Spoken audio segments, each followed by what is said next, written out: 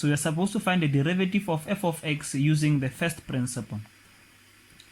Now, the first principle says f prime of x is equals to the limit as h approaches 0 of f of x plus h minus f of x all over h. So we're supposed to use this definition to differentiate this problem. So I find it very easier to break this particular equation into two parts. We start with f of x plus h first, which will be equal to, it means now where you see x in your equation, in your problem, where you see x, you substitute that x with x plus h. Therefore, it was 9 minus, instead of x, we put x plus h, it was squared. So let's simplify this. We have 9 minus, this one is going to give us x squared plus 2xh plus h squared.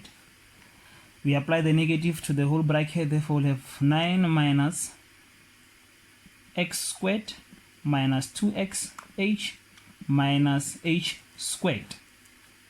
There are no like terms, therefore this is the final one. So we now have f of x plus h. So now we're supposed to look for f of x. F of x is actually given in the problem there, which is 9 minus x squared. So we can now take this whole thing and substitute in our definition.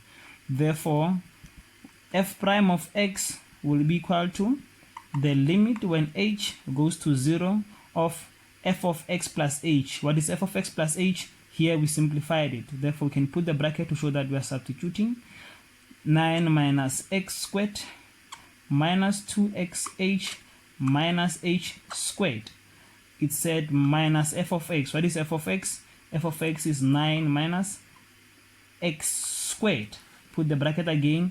All of this is divided by h.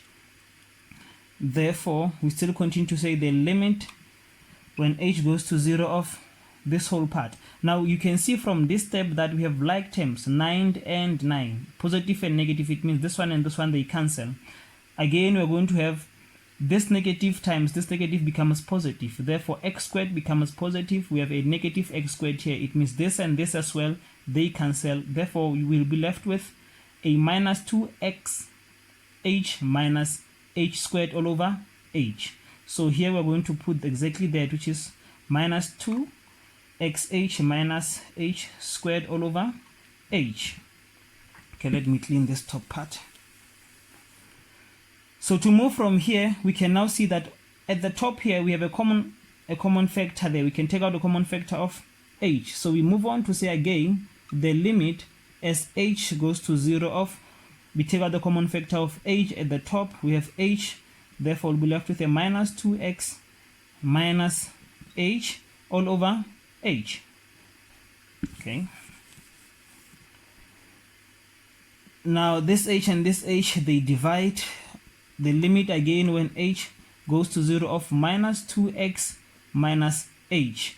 Now the last step of f prime of x will be where we substitute 0 for h. Therefore, we stop writing this limit. Now we say minus 2x minus h is 0. Therefore, the final answer is a minus 2x is our final answer.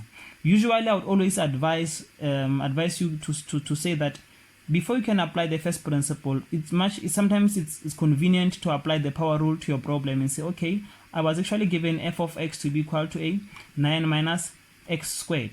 Apply the power rule here. It's shorter, it's quicker to find the final answer, and you know what to expect from the first principle. It means you would have started by saying f prime of x is equals to, this one is 0 minus 2x. So you would have actually got this one from the power rule. So you know that you are supposed to get this one as a final answer. When you get it here, you know this is definitely correct.